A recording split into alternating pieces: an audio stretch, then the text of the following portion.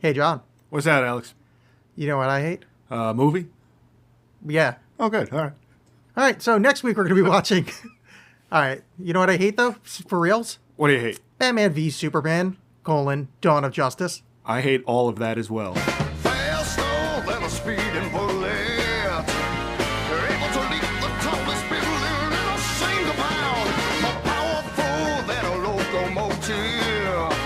I'm here, I'm there, I'm everywhere, I'm always around. Well, I'll be your Superman. Give you super level, never just that I can. We often start these with some variant of this, and then I usually say, well, I didn't really hate it. No, I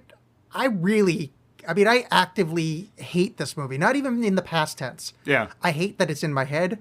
I hate that I watched it, and as much as I think I'm going to enjoy talking about it, I kind of hate that I have to do a show on it, because now I'm going to have to remember it more. Yep. I mean, some of these other movies that we've done that are just bad and dull, they're just ultimately forgettable. But this stays with you in a way that you can't get rid of and don't want. Yeah, it's like a lingering dog poo smell on the floorboards of your car. Yeah, it's like some boiled milk gone wrong. I mean, it's just... last night, I was trying to think of what to talk about for this, and I was trying to come up with, paradoxically, the positives of the film. And what I could possibly bring up that was good about the movie. And I struggled to come up with anything, and we'll get to it when it comes, other than Gal Gadot. The rest of the film is I hated this movie so much. I would disagree with you about Gal Gadot, and I would also say that I do think Zack Snyder can make a pretty picture sometimes, like some of the shots. I guess it looks good, but I was so angry at that point. And I also think it's effective in that Zack Snyder hates Superman, and because of that, I hate Superman. I hate Superman in these movies, so I think he's very effective at putting that across. Well, here's what I have learned in my my research on this. Gal Gadot. Oh, it is Gadot. She is Israeli, and you're supposed to pronounce the T. Oh. This is what I read. I did no more research I could be wrong about that, but I read it once. Sure. And it sounded like good enough for me. Thing, yeah.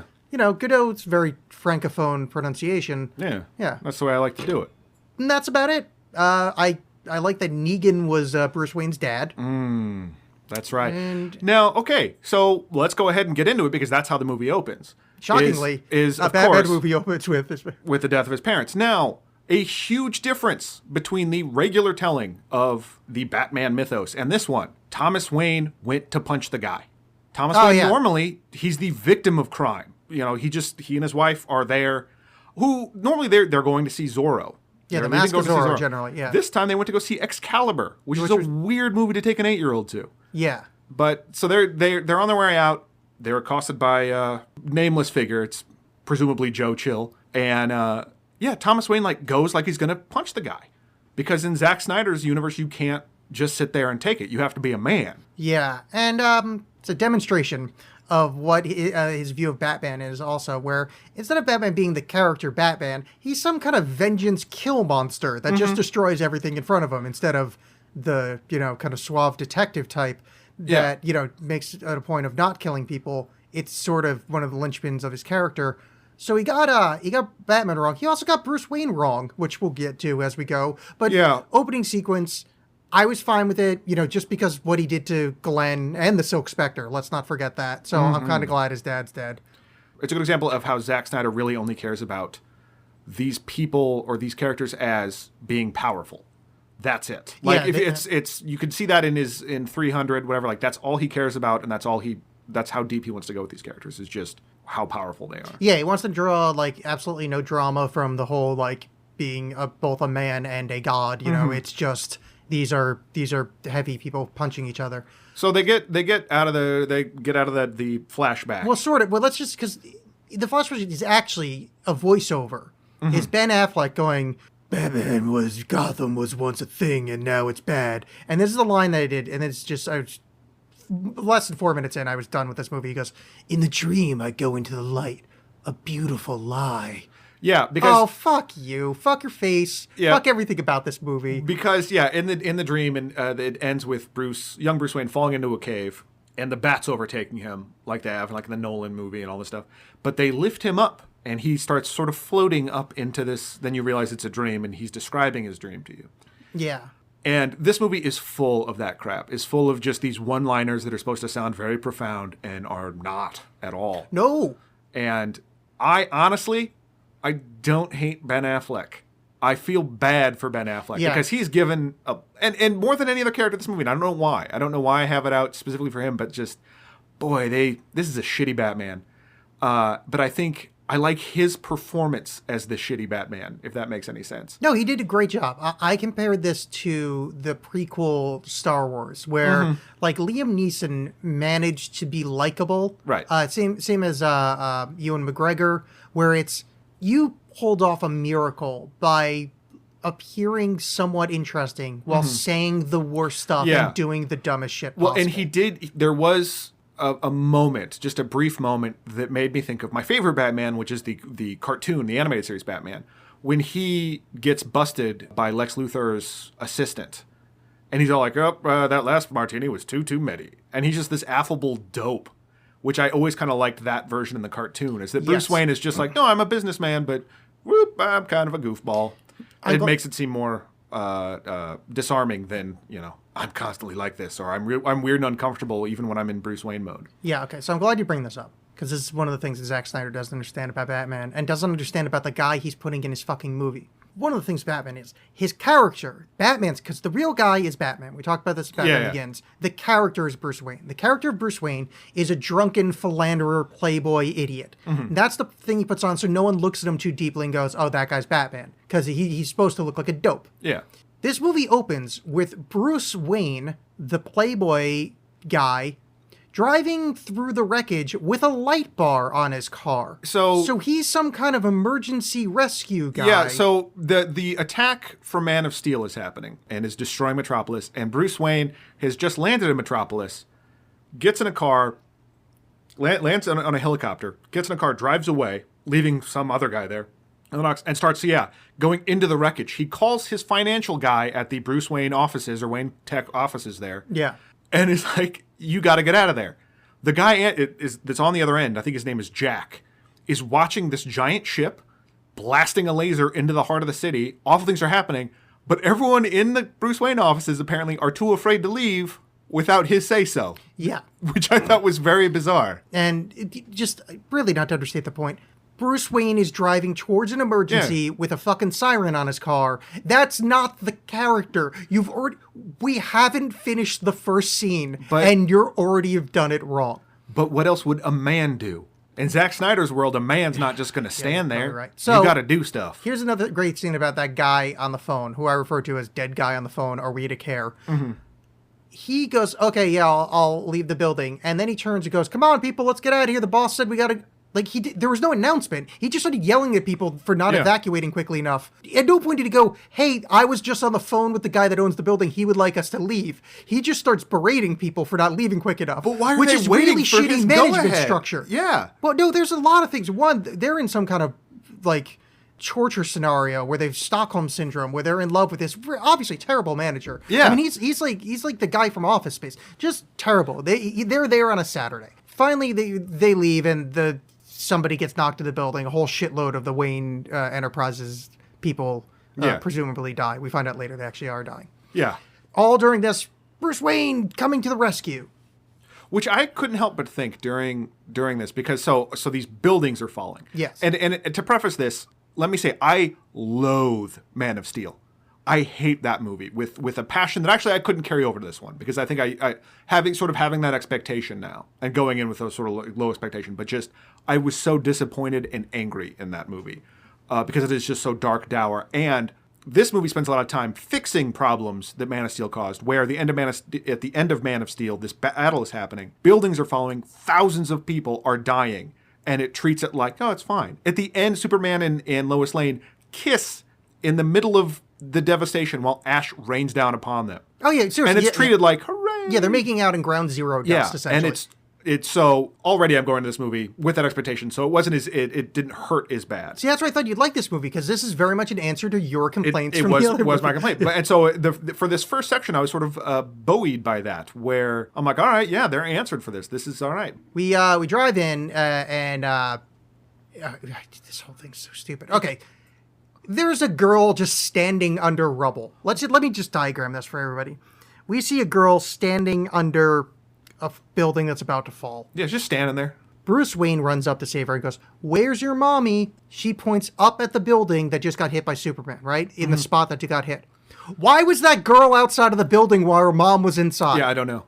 Why was there an unattended girl outside of the building? Because, again, shitty management. What the fuck are you people in the city doing? Well, I was too busy reeling from... He sees this girl because he's attending to when he's running up close to the building. Oh, God. He sees this security guard. Yeah. Who's trapped under a steel girder. This security guard is played by a guy named Scoot McNairy, who I genuinely really like. He's really great in Killing Them Softly, and he's one of the few good things about the just awful first season of *Halt and Catch Fire*. And it bummed me out to see him in this movie, particularly what they did with him, and frankly how little they did with him, because I do think he's a really good actor.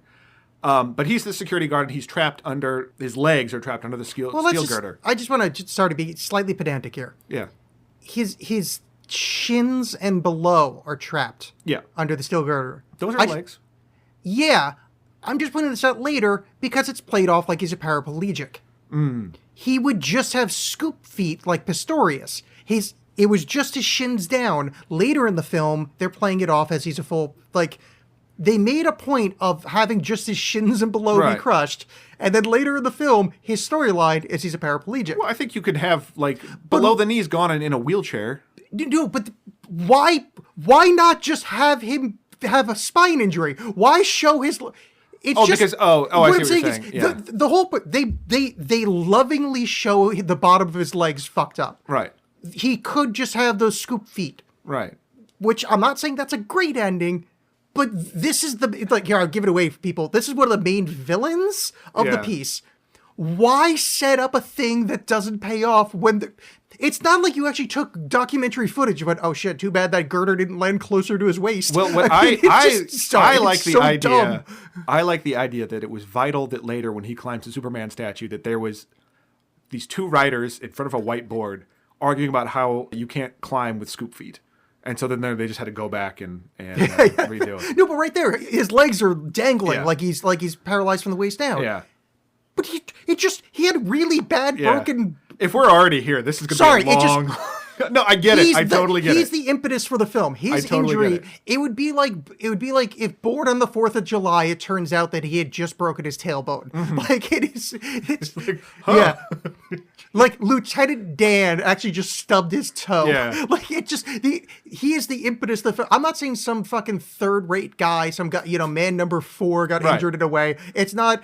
Oh, he hit the same rib twice, and the xylophone made the same sound. I think this is the driving force of the film. Well, I think part of that is that it's dumb. Yeah, it's got to be no, but it's got to be visual and easily identifiable because they don't want you to put a lot of thought into what's happening. So if some guy is like, oh, my spine, he would have to have said that. He would be like, I think I'm okay, but my spine. He says, I can't feel my legs. Right. Why not just have the thing on top of him? Not just show an easily identifiable break below the knee. Yeah. It's just, you just have a thing on him. Same hero moment of lifting it off. It's been done a million times. Yeah. Same dialogue. Everything exactly the same. Except it's just, everything about this movie annoyed me so much that, but they couldn't even get the driving impetus of the fucking film right. What I feel like you're glossing over here is the fact that Bruce Wayne comes up to him and reads his name tag and is like, Greg or whatever his name is. He's like, are you okay? No. Walter? Do they call you Wally? Oh, yeah. And he's like, has to be okay. And then he goes, you're the boss, or something like that. Like that's what he says. Yeah. Because that's like, that's boss, you're the boss. Yeah. And what does that, are you worried you're going to get fired if you accidentally call him Bruce or something? Yeah. All right. So he saves this guy, sort of. Runs to save this idiot girl under rubble. And here's my exact line of things, because I'm already annoyed and we're 10 minutes in. If you're going to manipulate my emotions, fucking work for it, jerk. Mm-hmm. Which is exactly what he's doing. Oh, look at the heartache this fight stole moms from daughters, but it's like you're not even setting it up properly. That's the thing. We talked about this a lot in when we talked about Suicide Squad, about sort of unearned growth and just bad emotional manipulation, and it is to a T here. They expect you to feel all these things that they've not given you a reason to. I forget. Did Zack Snyder direct Suicide Squad? No, that was this guy David Ayer. Okay. So yeah, it feels like Suicide Squad at times. Yeah, well, there's apparently DC apparently wants all movies to be dour and all. Then cut to scuba diving natives die for scuba diving stuff. Yeah, they're not in scuba suits, but I don't know what do you call that, free diving. Sure. Yeah, and they bring up some alien tumors. Yeah, they go to the wreckage of one of these ships because they were at the end of Man of Steel. There were ships all over the place, or at least in a couple locations. Well, no, John, there weren't. Let me just correct you here. Yeah, because you're supposed to make a movie. This isn't a sequel. You're supposed to make a fucking film. Mm-hmm. I don't know what they're doing. Mm-hmm. They never tell me what they're doing. They do. At no point is it set up what's happening. You're supposed to have this movie be encapsulated. It's supposed to be a film to watch. If I haven't seen the Superman movie before it, which there's no reason to because this isn't supposed to be a sequel, I don't know what these kids are diving for. I think that's fair, and because I think that's just a matter of nomenclature. Because Captain America: Civil War is not called Captain America 3. You know what I mean? But Captain America: Civil War sets up everything you need to know in the film. So if you haven't seen the previous ones, you understand it. This one is right. No, I understand. I sound like I'm being detail oriented, but it's just he didn't do the work for anything in the entire film. Just everything's taken for granted. Oh, I disagree. I think he did a lot of work for stuff that doesn't matter and is upcoming. Yeah, fair enough. But we'll get into that. But yeah, so one of these ships is, it's like in the Indian Ocean or something like that. This tropical place. It's still there. And I'm sitting here going, all the countries in the world haven't just swarmed on all of these to try to steal all the alien technology 18 months they can. later, they're still and so close to shore that little kids could just dive down without any equipment and just pick up pieces of, spoiler, kryptonite. Yeah, so it's like, okay, fine, whatever. Yeah, but they go down there and they get this huge chunk of kryptonite.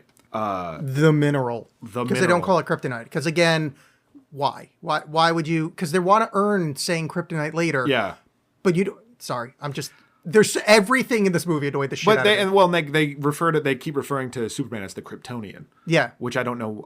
And again, because I don't remember too much about the first movie. Does everyone know that he's from Krypton? Was that an announcement that was made? Why does anyone know this? Oh yeah, but why does it matter? Yeah. Why would you have anything that sets up anything? Mm-hmm. Let's just go bloop bloop bloop bloop. Oh look, now we can do that. Now we can do this slow motion shot. Everything about it annoyed the shit out of me. Cut to Lois is interviewing a warlord? Yeah. Or kidnapped by? Yeah, Lois is in the Middle East Africa. Yeah, she's in brown peopleville. Yeah. Because boy, it's also this movie not racially sensitive. Yeah, it does not. No, there's a they literally just go to stereotype villainville. Yeah. Initially, all the warlords' minions were guys in roller skates and headphones, going, "My man." Yeah, seriously. Someone had to tell Zack Snyder. No, it's up there. Like you could actually see in the cutscenes the baseball furies are just outside that warlord's compound. Oh, another callback to the baseball furies. Yeah, hell yeah. That's the new thing. Because now I'm going to talk about how attractive I find Superman, which, by the way, yeah. He's a handsome fella. Jesus Christ, I wish. God, he's a bad suit. Anyway. Yeah. So Lois is apparently, because she's a hotshot journalist, she's going to interview this warlord guy. He's got all these security people around him, tough-looking guys, including this Eastern European dude with a neck tattoo. Wait, let's stop here but Lois is talking to warlord guy. Yeah. There's 2 sets of mercenaries outside? There is his people. That's who we're supposed to believe. That's all we know at this point. Okay, so she talks to him, and then there's a betrayal? Well, so she's talking to him, and Jimmy Olsen is there taking photos. And, is that Jimmy Olsen? That is Jimmy fucking Olsen. Oh, shit. Russian guy, whatever, with the neck tattoo, takes his camera, opens it up. There's film. He's like, "You're exposing all the film."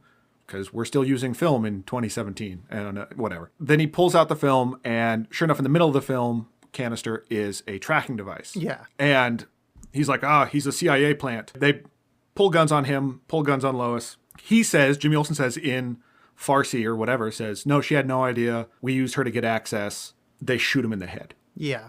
Zack Snyder thought this would be a fun Easter egg for the fans. Because he's like, the more we talked about our plans for this whole thing, Jimmy Olsen just didn't have a place in this universe. And so I thought it'd be like a fun Easter egg for fans if I murdered him execution style. Yeah, I found that annoying before I found out that that's a beloved side character from the Superman universe. But also, just forget it. Okay. Zack Snyder hates Superman. He hates superheroes. He thinks he's above all this, but he's not. So are we as moviegoers supposed to care that it's a fake out? Okay, because there's 2 layers of fake out going on, 3 technically. 1, her camera guy is actually CIA. 2, the mercenaries that work for Warlord are actually mercenaries for somebody else. Yes. And then 3, we find out who those mercenaries work for later. The white Portuguese. Right. All 3 of those things are related. Are we supposed to care? Eventually. Right now, it's just all you're supposed to care about is, oh my God, Lois is in trouble. But let me just, the point of double cross in a film is that you know what the thing is first. Right. And then the double cross happened. Yeah. There's okay, 2. yeah. There's okay, that's what I I'm see saying. what you're saying. We're 2 double crosses deep and we don't know who the original players are. Right. Then there's the double cross of like, wait a minute, these mercenaries are now killing everybody. Now Lois is in super trouble. Yeah. So it seems like there's something going on. Fast forward, so we later find out that this was a setup by Alexander Luthor to get Superman to show up to the Middle East. Which he does. But this is one of those things, I think you and I were talking about this, how those genius supervillain moves where there's no fucking way you could predict that happens. Yeah. How the hell did they predict that they searched for the GPS in the guy? So he would have to have, Jimmy Olsen would have to be in on it to hide the GPS in the exact spot, to have that guy search for it at that moment, to have the backstab happen, to have the guns get pulled, to have Lois get in trouble. Yeah. My guess is, that if... You're not supposed to think about it? You're not... Well, yeah, obviously. but it is just that Lex Luthor is powerful enough that these machinations can happen, or... I don't know. Because I'm sure the CIA probably doesn't like Superman. I don't know. Yeah. You can throw whatever you want at it because the movie's not going to tell you. Sorry, I swear, I'm going to move from less pedantic as the movie goes on to just pure waves of hatred. I would like to point out the individual styles of bullshit filmmaking. Yeah. And then we could just move on to like, oh, great, they're punching each other some more. Well, so Superman shows up. Lois is being held at gunpoint. Her and Clark have this sort of eye contact thing. She knows, okay, well, he's going to take care of this. Like, gets into a more of like relaxed position. Almost removes her hands from the gunman's hands, and then Superman, instead of just like using his eye beams and shooting the hand holding the gun or anything, hurls himself at him, pushing the guy like through 8 walls. Yeah, and sure enough, causing yet again a ton of devastation, all in the name of saving Lois. Yeah. Also, I don't know why he's there. Because Lois is in trouble. How does he know that? Because he's Did Superman. He follow her to the Middle East? They basically work real hard to establish, because later when she's like in a bathtub having a thing, he's just like, he's a creep. Yeah. He's like, I'm always paying attention to where you're at. Like when he's in the middle at the end, when he's in the climactic fight, he can somehow hear her pounding on concrete miles and miles away because it's convenient and his superpowers work like that. I would almost buy that scene, which I don't buy, and we'll yell at it later. But he's in Metropolis and they're in the Middle East. There's nothing establishing that he's in Metropolis. But why would he? I guess because he's a creep. Yeah, because he's a fucking creep. Because he's looking at her Facebook status and she's like, oh, and he's posting. She's in Azerbaijan. I better go hang out there, see if maybe we can run into each other. Yeah. There's a kind of tribunal thing about Superman, and we get introduced to a red-haired lady played by that actress. That's why people like this podcast. It's Holly Hunter. Is the actress. But I word it that way because they don't tell you who that lady is until 2 more scenes with her. Yeah. It's just some senator saying, and making a really good point, because again, I think your point is correct that Zack Snyder hates Superman, going, I'm just like, this lady's perfectly reasonable. She's like, he shouldn't be able to act unilaterally. I mean, he's a very powerful person. I'm really down to earth and normal about this, so I don't really get as a character if I'm a villain or a hero, and very little has been done to clarify this for the audience. So this I got a little aside I want to make here. Please. And that the thing about some of these movies that bums me out is this idea of we're really trying to work hard to put these superheroes in real life.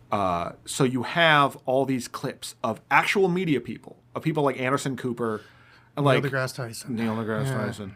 Like to sort of give it this weight of like, oh look, it's happening in reality, and it ruins both experiences for me. The fact that it's like Larry King saying something, that doesn't do anything for me. Yeah. But on the opposite side of things, it's this weird pernicious melding of news and entertainment that's just like, oh, why is Anderson Cooper talking about Superman?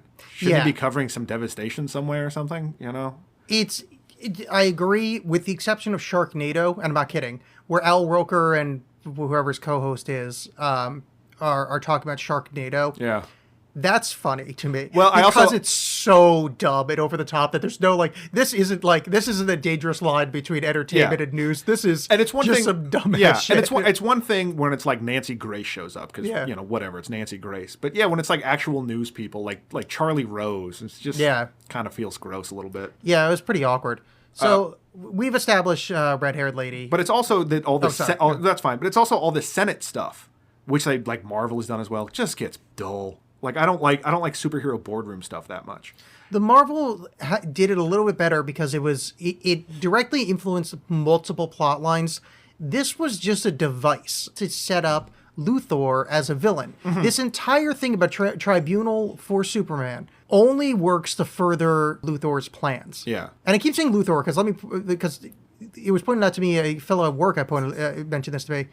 That's not Lex Luthor. That's Lex Luthor's kid. Well, is it because he talks about his father, and his father, like Lionel Luthor? No, but it's LexCorp was the company handed to him from his father. Oh, yeah. So his father has to be Lex Luthor. Yeah, I don't know. I don't either. I mean, maybe it's not, but it's one of those things of nerds sound off in the comments. But all right, so yeah, the Senate thing in this is done as a device to kind of further Superman's being. Well, yeah. So here's where I'm starting to get angry. I mentioned I was buoyed by the fact that like, okay, they're addressing this. They're going, no, he's screwed up. There is a giant statue of Superman. Yeah. And this memorial for all the victims lost. But like, so while this senator they're having this conversation about how Superman's kind of dangerous. You see this montage of Superman saving people and doing good things. I'm supremely irritated by the fact that it is sort of, with the exception of like Lex Luthor and Bruce Wayne and this senator, everyone else is, for a bit, hooray, we love Superman. Like even at the end of the Avengers, where there was all this destruction but seemingly no one got hurt, there was still like news clips of people being like, I don't like everything that went down. Yeah. That seems, but no, it's fine. Everything's fine. Later, there's hatred against him that maybe was there. I don't know. It doesn't matter because that goes away almost immediately. So there's really no consistency about feelings of Superman other than Zack Snyder and myself both hating Superman. There's no reason to like him. Yeah, there is a moment. And there's a lot of Superman descending from the heavens in this movie. There's a lot of shots of him. Messianic as fuck. They really push that home. Yeah. And there's a part where, so in his montage of doing good deeds around the world, there's some flood-devastated place, and these people have climbed onto their roof to try to, for safety, and to try to get rescued. They have drawn the Superman logo on the roof, including the fucking serifs on the S. Thank you. And it made me so mad. I'm like, why would you do that? I'm very close to where you are, but we're equally nerdy, but a different way. I noticed that the spacing of the line spacing on the top matched it. That there's the serif, and then it shrunk down a little bit to thin, and then fattened out a little bit before it got to the curve. And oh, really? That lady's very good at drawing. He's rescuing graphic designers across the nation. Yeah, I noticed that too. And I was like, this movie. Although it could be they were on the roof for a while, and someone just did an S. Like, no, it's not right. We need to fix it. We've got time. The water's not getting any higher.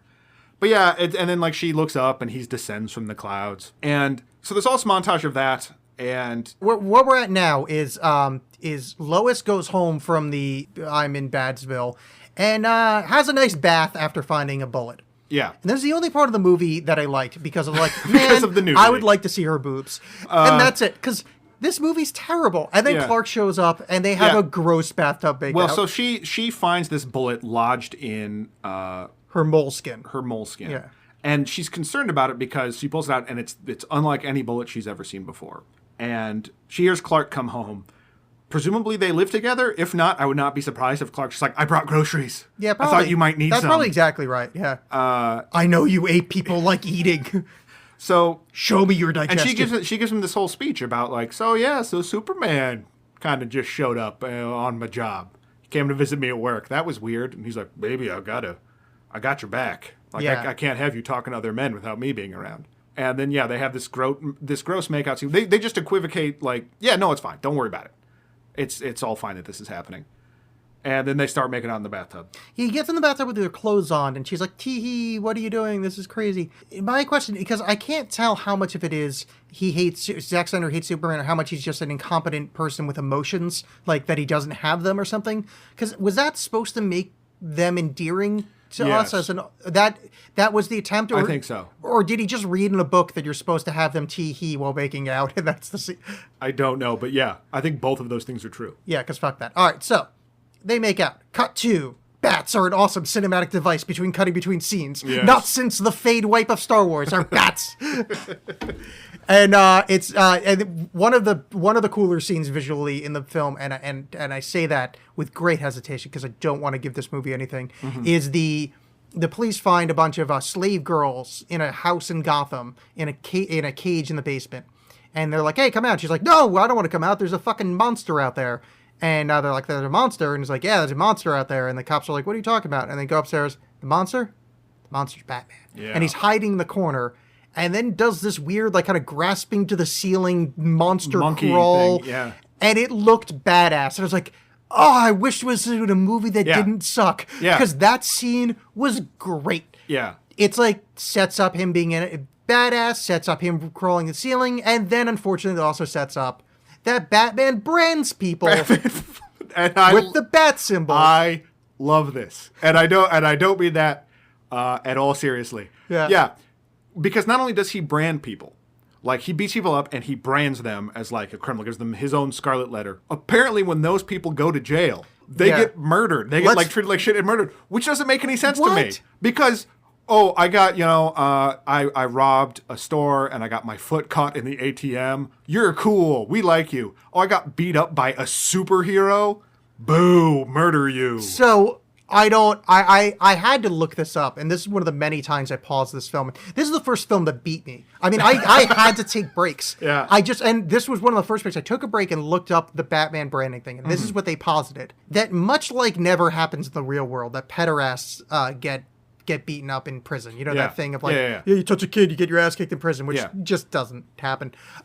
That's what they're going for, is that Batman only brands the worst of the worst, so that the other people that he put in jail presumably would beat them up, much like child molesters. Yeah, all right. right. I'm not saying, but that's the best I can come up with. All right, but I think that's this weird sort of. It's like a way for you to go like, well, I think vigilantism is wrong, and this sort of like use of violence, private violence is icky and weird, and him branding people, that seems unfair because he's just beating up poor people all the time. Yeah, but this guy's a pedophile. Yeah. So what would you do? Oh, it's fine. You know what it is? It's like those people that say, I would never hurt anybody, but you put a hand on my daughter and I will. And it's like, no, what you just want is any excuse to kill him. Yeah, just a reason. Yeah. I have 85 different brands just in case someone touches my daughter. All right, so we're in the Batcave now with Alfred, and Alfred's like talking about the bad guys and how he's like, can you like not brand people? Like this is terrible. And then I just make the point, Jeremy Irons is too good for this. That's okay. Yeah, this is where I'm at. Like, I want the Ben Affleck Batman and the Jeremy Irons Alfred in a better movie. Because Jeremy Irons is so good as Alfred. Well, and it occurs to me, and this is a very, very bad written Alfred. Well, this has always been the case with Alfred, but this one really leans into it, where Alfred doesn't do a lot of butling. He is a weapons designer and an electrician, and like fixes the Batmobile.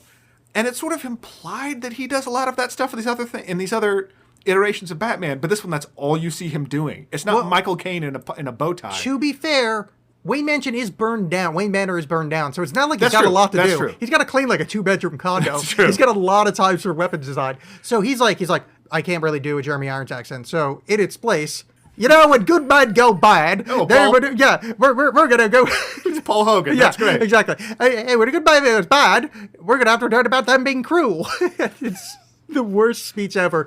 But Jeremy Irons is so good, and you're like, oh, I wish Jeremy Irons would like talk more and in a different movie. Well, I should just go watch a better Jeremy Irons movie. I recommend Dead Ringers. He's fantastic. It's great. David Cronenberg correctly behind the camera. Yes. This Alfred is a bitch, to use a term. He's just he's just this catty old man who's always just like, oh, why don't you have a baby? Oh, you're drinking all the wine. Yeah. Which, okay, so this Batman confused me because the press and the people in Metropolis are all like, oh, there's this rumors about this bat. Batman's been in operation for 20 years. That's what the movie tells you later. Yeah. He's been in this for 20 years. The Joker has apparently killed Robin. Yeah. Because you just see a little taste of that. But everyone's acting like he just showed up. And it can't figure out what it wants to do with him. It wants him to be the Batman from The Dark Knight Returns. But it wants to introduce him and have him I have an answer for this.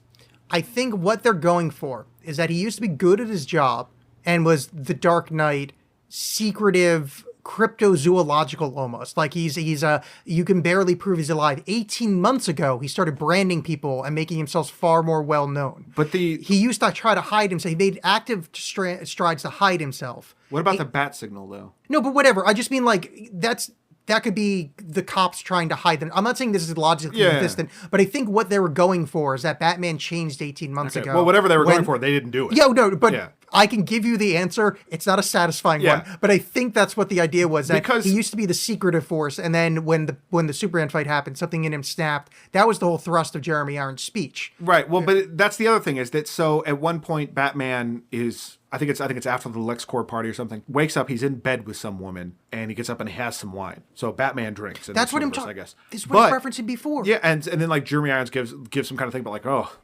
hope you save some wine for your descendants, like you'll ever have any descendants. So it's trying to like see he's drinking a lot and he's struggling, and I think like then that leads to his whole like when he's working out, like look, he's becoming Batman again. But that's not. He doesn't have that journey at all. No. It's just like, oh, we're just telling you that he drinks a lot in a way that doesn't matter and it doesn't affect anything. And now he's overcome that. But this goes to the, and I don't think it's that he's drinking a lot. I think I mean, yeah, that's part of it. But this goes to the, Zack Snyder is confused about the Bruce Wayne character, that Bruce Wayne is supposed to be faking being a drunk Lothario playboy, but really he's this ultimate badass human being. There's in the animated series, there's a great episode where it's revealed that there's like this like tee-hee, hi Bruce, I'm sitting on the couch and we're both getting drunk. Mm-hmm. The cops leave after, or like the reporter leaves after this scene, and then Bruce is like completely sober, goes, all right, here's your $20, you can go. He had hired a hooker to pretend to be drunk with him to keep up his image. Mm-hmm. This is just, no, he's just fucking, supermodels or whatever. Yeah. Or the Christian Bale ones where he's kind of faking being with these ditzy people to keep up the appearance so no one looks at him as Batman. You can't do both at once. It doesn't work. Yeah. This movie sucks a lot. Yeah. Like a lot. I don't want you to cut anytime I say this. I need I need 40% of this episode to be telling people how badly this movie blows. Well, we skipped over in complaining about everything else in this movie. The hearing, the Holly Hunter as Senator June Finch bit ends essentially with, or at some point she meets Lex Luthor. Oh, no, that's coming up right now. Okay. So Jeremy Irons, Superman watches a TV thing about Batman branding people, and he goes, I guess I'm just hearing about this because I'm a fucking moron. Yeah. Then it's Eisenberg, it's high energy, it's Southern Lady. Yeah. So and I Lawrence Fishburne as Perry White irritated the hell out of me in this movie too. But give me J. Jonah Jameson any day of the week. So Eisenberg is I gotta tell you something, blah blah blah, over the top nonsense. High energy at Southern Lady, trying to convince her to give him a permit to import the kryptonite, even though they don't say kryptonite. Yeah, to import the mineral because there's a like an import ban, or I don't even remember what the thing is. I was so annoyed with Jesse Eisenberg's performance here. Yeah. And also to learn that at one point Bryan Cranston was considered for that role. Because this is basically, we mentioned this off mic, this feels like a Jared Leto role. This feels like something Jared Leto would have come up with as a cool, interesting thing to do. His character is so annoying and so just bizarre, but not in a useful or interesting way. He's supposed to be like this young, they're trying to go like Silicon Valley kind of guy. He's got long hair and he might as well be wearing a hoodie, and he's just got this frantic energy. And it just is done so strangely, because he, like at some point when he's giving the speech at his gala, he's like getting confused. I don't know what his problem is. That happens later, but yeah. I don't know. Is he supposed to be like ADHD? Is that the deal? Yeah, probably. Yeah. He seems like someone doing a bad impression of the Joker, of that, or like that kind of like, I'm a crazy villain. Whoa. like it's very forced and strange. It doesn't feel like he's a natural person. Yeah. For a thing that's like we're all rooted in being real. Who are you basing that on? Who have you met that is that person? Yeah, I was taking it more as like a Facebooky kind of guy where it's like a kind of on the spectrum. Yeah. But it's too big for this movie. Yeah, it's not good. I mean, granted, I will take anything. I thought I would take anything to get me out of this dour, everyone all the time. But no, because that is not what I want at all. So, he pitches to Southern Lady, Senator what's her face. Then we see the guy that's the legless guy from early in the film. He's mad at Superman. He defaces the statue, climbs up and defaces it. That's when Jesse Eisenberg gets shit from his ship, which I think is no, he doesn't have the kryptonite yet. No, that's way later because he goes to Batman is doing his own secret Batman mission. And I don't know how much of this has happened yet. No, that doesn't happen yet. Okay. But that's just after this. Because first, the dumbest scene in this film, and I don't remember who he's talking to. He's just some guy he works with. Where he's talking to the guy and he makes him eat a Jolly Rancher. Oh yeah, no, that's a guy that's with one of the senators along with. Yeah. Like he force feeds him a Jolly Rancher. Okay. That's all you can say about it. Like it's just like it's because he's weird and he's manipulative and he's forcing people to do things. I hate this movie. Yeah. Now Bruce goes to a Russian fight, and they're fighting and saying stuff in Russian. Because they're like, hey, we saw Arrow. That show's good. Let's try to do it. Is it? No. But that first season was pretty all right, and there was a lot of this kind of shit. But so it's Batman doing Batman-y things where he's investigating. Again, you feel bad for Ben Affleck. Yeah, because he's at this fight. This Russian guy punches the other guy. Other guy goes stumbling backwards into Bruce Wayne. Bruce Wayne whispers something into his ear. The other guy kicks the Russian guy's ass. Because, he's like, oh, he leads with his left or whatever. Other guy kicks his ass. The other guy was the fighter belonging to Mr. Neck Tattoo Man. The Russian mob guy. Yeah. Then they have an exchange at the bar. Bruce Wayne secretly clones after his speaking phone. Russian, which I thought good. It sounded like awkward Russian, but good for Affleck for doing it. Yeah. Again, he's doing a fine job in what is a fucking terrible movie. Yeah. So you find out that he's been tracking this guy. And this guy, all you know is that he's got ties to someone called the White Portuguese. Yes. And the Batman is apparently after the White Portuguese. Cut to. Eisenberg and Southern Lady meet again. And I'm going to read a line that happens during this, because this is a plot point. I'm going to repeat myself. John, the line I'm about to read is a plot point. Yeah. You want to take a bucket of piss and call it Granny's peach tea. You can call a weapon a deterrent all you want. You take a bucket of piss. Yep. Call it Granny's peach tea. Granny's peach tea, because she does not want to. She's going to deny him his import thing because she started to figure out that he just wants this thing as a weapon against Superman. And although she's not so thrilled about Superman, she's worried about what this power is. And you know what? Yeah. She's sassy and she's smart. Yeah. She's an empowered woman. That's right. So needless to say, she's gonna be dead as fuck soon. She needs to be eliminated. Yeah. God, heaven forbid she was slightly darker in shade. She would have been dead 5 minutes before that wearing scene. A white suit the whole time. This movie does not treat women and people of color well. No, not as like outwardly egregious as some of the other movies that we watch. No, but there's Steven Seagal's not involved. Yeah, like Lois is like, I'm powerful. Yes, I'll do what you want. Like it's just it's I hate this movie. I hate Zack Snyder. So Bruce is sad at a grave. Oh my God, blood's coming from the grave. He sees demons from the grave. Ooh, it's some kind of flash forward. So Bruce wakes up with a lady in his bed after seeing these demon things. While this is happening, the terrible B plot of Lois talks to Black General dude, Secretary of State, whatever the fuck his name is. Yeah, because she's concerned about this bullet she's found, and so she like busts into this. This is where she meets him in the bathroom. Yeah, Congressman is going to the bathroom, and she comes in and bothers him. And I hate this line when he's like, "The fact that you're in here," or what does she say? Like you've got balls big enough that you should be in here, or something like that. Oh, that's weird... right. Yeah, it was something really kind of again awkward and vaguely misogynistic. All right, so Lois is tracking down these bullets. He's kind of saying no thing. This is where Bruce is in the Batcave. He deciphers the Russian's phone. He finds out that he thinks that Lex is the White Portuguese. And then Jeremy Irons like, "Aye, Gov, you know what you should do? You shouldn't find out like Batman. You should get invited to that party." Right, and then he gets invited to the party. Right. And this is where he basically hides like some kind of device on his server. So he's at this party. Clark Kent is also at this party. Covering this party is like a lifestyle thing or whatever, because he wants to do, there's this, a little aside a little bit earlier to try to make you like Superman, where when he hears about this Batman thing, he brings up to Perry, to Perry White, that, hey, there's got this guy in Gotham just beating up poor people and branding them. And Perry White's like, who cares? Oh, yeah. He's like, yeah, go write about sports. Yeah. And then Lois was going to write about those stupid bullets. I kind of skipped over that part because that Beast plot is so dumb. we got to focus on this guy's legs for 20 minutes. Yeah. Well, I mean, frankly, at least it furthers the plot. That's a minor. It's so much. This movie spent so much time on the wrong stuff. So anyway, they're at Lex's party. 100% agreed. And Batman hides this thing to. Yeah. Alfred is communicating with Batman. He's got a layout of the mansion and where he needs to go to get to Lex's server room. Clark Kent is hearing all this because of his super hearing. Yeah.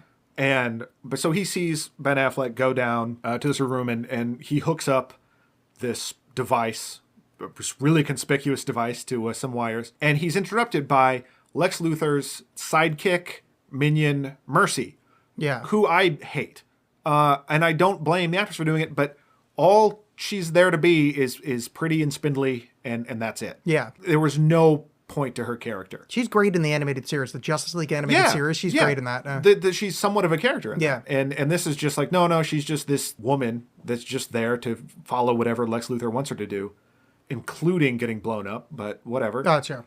All right, so then he gives this speech. Lex goes up and goes, I have to give a speech, and speech comes from the Greek word of spokia, and Webster's dictionary what am I talking about? Anyway, so power, blah, blah, blah, and he gives this hideously obvious speech about power, basically like, I'm a supervillain speech. Yeah.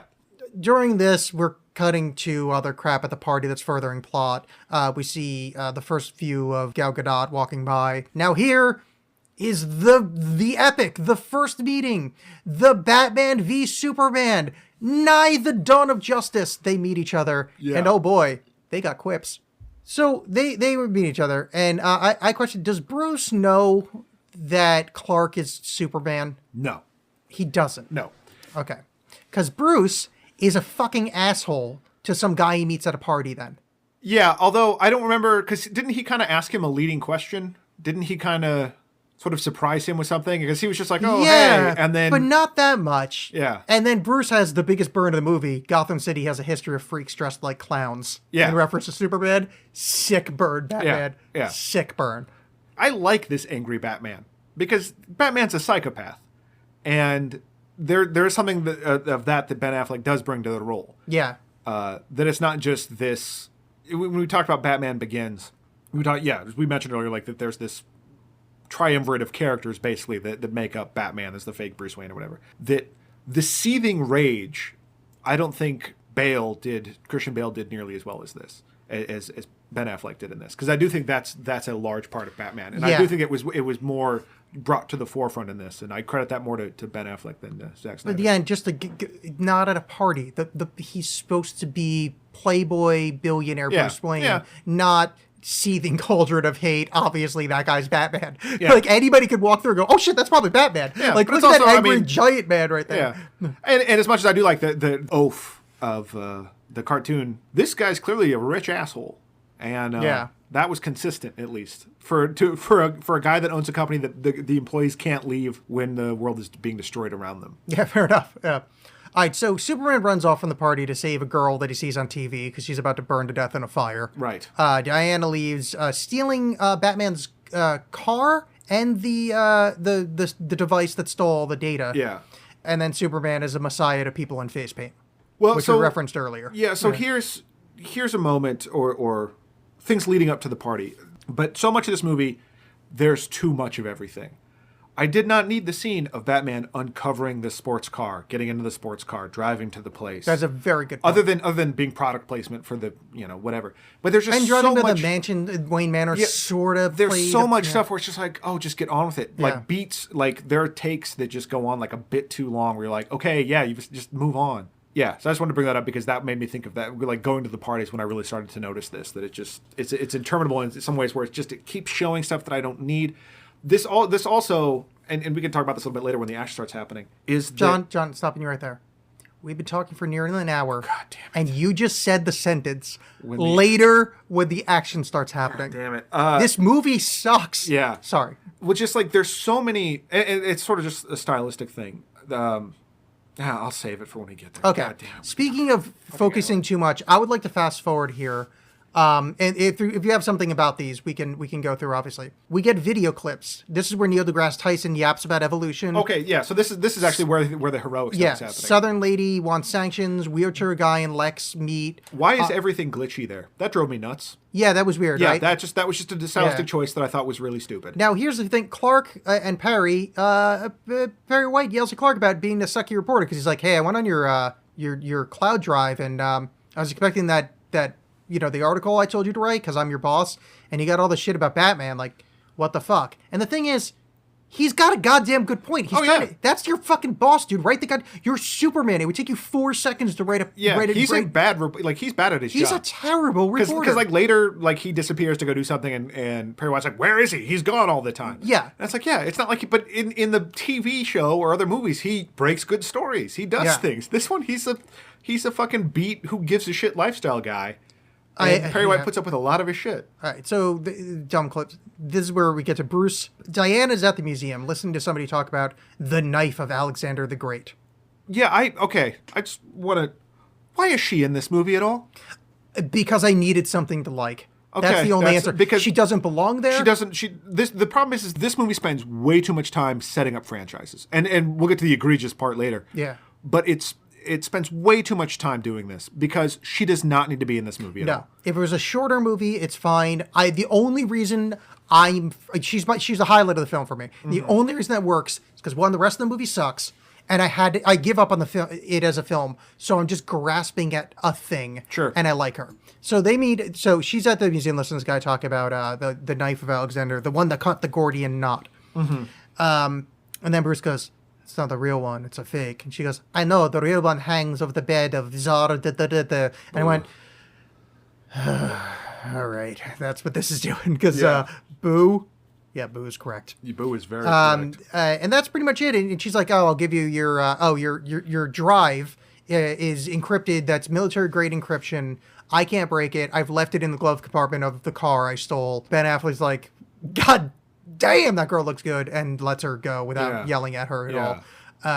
It's just like that. That's about the only part of his motivation I understand. Yeah, because that was just a whole unnecessary side thing. Mm-hmm. It just makes me so angry just because she did not need to be in this movie. Nope. She didn't. And like for being Batman versus Superman, like there's so much other stuff going on. It feels like this should be the point, and you're just spending so much time faffing about with all this other stuff. The smallest amount of this movie is Batman versus Superman. There's so little of it. And the hero of the film is fucking Wonder Woman. Yeah. Like, Superman didn't need to be there. Like, she was doing fine on her own. But we'll get to it. Okay, so... Right. So he starts encrypting the... he starts doing the de-encrypting process. And this is where steampunk Batman vision happens. All right. Well, so people were all pissed off about this when the first trailer came out. Because, Batman doesn't use guns. Batman doesn't use guns. You know what? Batman fucking uses guns. So much of his weaponry is gun-based. Like, he doesn't use things that fire bullets into people. Yeah. But it's like his grappling gun, his, like, so much shit that shoots other shit. Well, like, it's all... I get it. I'm being, picky here, but... And we don't allow that on this show. But... Let me get back to this guy's shit. So, it's been established that Batman does not like Superman. He does not like this concept of Superman. I mean, he doesn't trust him. He's too powerful. This dream sequence happens where, like, all of a sudden... So he's de-encrypting the stuff. All of a sudden... Yeah, Batman in a trench coat is in the Middle East somewhere, going to like buy some guns or something. Well, it's not the middle. It's a post-apocalyptic America because you see a burned down city in the background. Okay, this is like a post-apocalypse steampunk Batman thing. Yeah. So he goes like whatever he's looking at. What are they? Guns? I don't even remember. No, he was trying to get kryptonite. Okay, because Superman has taken over. He's the God Emperor of this. So he's trying to get kryptonite, and then turns out he got double crossed by the people that were trying to sell him this stuff. He immediately pulls out a gun and shoots somebody. These people that were outside unveil themselves to be these like Superman mercenaries. They're these just SWAT team looking guys with Superman logos on their arm. He goes outside and does a whole bunch of gun kata. This is true. Yeah, he does like it's like a fine action scene that just doesn't belong in this movie. And then there's waves of flying demon things, which now, are a reference to Apocalypse. To Apocalypse. Because he also sees the big Omega symbol, which is Darkseid's I didn't pick up earlier. that. Yeah. So that happens, and then he gets captured. And he's tied up downstairs, and the Kryptonian comes downstairs, and it's Superman, and he's mad and evil. And he says, like, you took her away from me. Well, he executes people on the way to... Yeah. Batman's shackled up. There's other people shackled, and Superman kills them with his heat vision while walking up to Batman, which, just to over-exaggerate, because he's dressed like a fucking Nazi isn't enough. You have to have him murder people. But so he does that, and he's like, you took her from me, rips off Batman's mask, and, like, she was the one thing I cared about. Then he wakes up, like, right, isn't that it? Doesn't he wake up right before he gets murdered? So he wakes up, and then the Flash shows up. Yes. The Flash shows up, like he's apparently, like, busted through the time stream, and... He says, it's Lois Lane. She's the key. You're right about him. Fear him. Find us, Bruce. Yeah. Oh, no. Am I too early? Oh, yeah. Yeah. And then he wakes up again. Yeah. So this is clearly some trying to set up some bullshit for what's going to happen in Justice League or something later. I don't know who the Flash is. Like, there's a reference to, there's not been a Flash movie yet. Yeah. So this just happens, but it's also presented as another dream sequence. So it's that bullshit thing of like, no, this is a dream. No, this is a dream. Yeah. But my biggest problem with this Fakakta dream sequence is that it's setting up something that this should have been a post-credit sequence, basically. Like, it just stops the movie cold. We already know that he hates Superman. We don't need this fictitious dream to give him a reason to hate Superman. It's really, really irritating that they decided to do this. And it just felt like Zack Snyder went like, look, there's a scene I really wanted to put in a sucker punch, but I couldn't because that movie was already too terrible. So let's do it here. Well, and the thing is, like, why muddy the warp? We're already in a movie without a villain at this point. Mm-hmm. Why reference? So for people that aren't hip to the DC universe, they're referencing Darkseid. He's one of the major villains in the DC universe. Yeah. That's what the reference is to the flying demon things. That's what they're going for. That's probably what at least one of his minions is going to be the villain of the Justice League movie. But this movie doesn't need a reference. It doesn't need that. So we're building a kind of tertiary villain when we don't have the first two villains yet. This movie does a lot of marketing for movies that aren't even out yet. Yeah. And Marvel did that so well because first of all, that wasn't an established thing yet. And there were all these post-credit sequences. So you'd watch the movie and then hang around and see how does that tie into everything else. This movie is like, we're going to do it in the middle of the movie. Oh, yeah, there's post-credit sequences in the film. Yeah, that's exactly and it. it's so mad. The one later is just egregious, but it's just like you're just stopping everything. Now I'm confused by what's going on, and what little plot momentum you have is gone because I'm trying to figure out what's going on here with this Omega symbol and Batman's fake dream and all, So he finishes encrypting. Okay, so that's where we find out that... so he reads the files. He finds out that the White Portuguese is a ship that is carrying kryptonite, and also probably Lex is the White Portuguese as well as the ship. Lois gives the bullet to the secretary or whatever, and So here's something that really pissed me off, and this largely goes to my beef with Man of Steel, is he had brought up to her before that, like, where you go, people die. Because... you get yourself into trouble, and then Superman comes and bails you out and murders people, basically, or just causes all this kind of devastation. And then walks out. That's his big mic drop, walks out. Then later in this scene, she's like, I know I don't have a halo, but you need to look at this. And it's this, no, you don't. This isn't a moment that you, like, realize something about yourself. You do not care. You're just saying what you need to say to get this done. Yeah. And I hate Team Superman. I hate everyone involved with Superman in this movie. Because they're these amoral assholes that pretend to be better than they are. Yeah, the only one I kind of like is Perry White. And he's not even Team Superman because he's barely there. Because he's just there to run a fucking paper. Yeah, because he's the only one doing his fucking job, and he's the only one doing it the way he's described. And this movie presents, because this movie keeps presenting Superman doing these heroic things and wants you to believe in Superman, but constantly keeps Superman at arm's length. Lois gives the bullet to Secretary, blah, blah, blah. He finally agrees to look into it. Now, Batman, he goes to the boatyard where they're importing the kryptonite. He kills a shitload of people. He kills a lot of people. In cars. Yeah. In very kind of fun ways, flipping... it's a great action scene, but Batman kills a lot of people. It's a really great action sequence because Batman driving through walls, driving through a boat, flipping cars over. Then Superman steps in front of the car and just stops the Batmobile without a without even a smallest bit of impact. Okay, this is what I was getting at I earlier. just thought that was pretty badass. That was pretty badass, but I hate the way it's done. Zack Snyder is a coward. He loves these fucking insert shots. He loves these close-ups of things. The Batmobile turns the corner to reveal Superman. Yeah. Like, medium shot of Superman, lights go on. You see Superman. Close-up on Batman Ben Affleck's face as he realizes, like, what the fuck?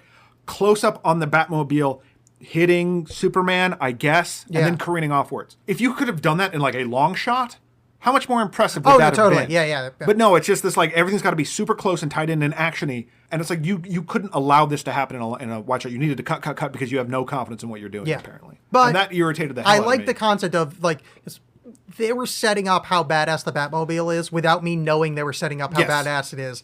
Only to have it be thwarted instantaneously by Superman. It's like, man, that would have been so cool if this was in a good movie that did it well. You know what also would have been cool? Is if Superman stopped the villains Batman was chasing.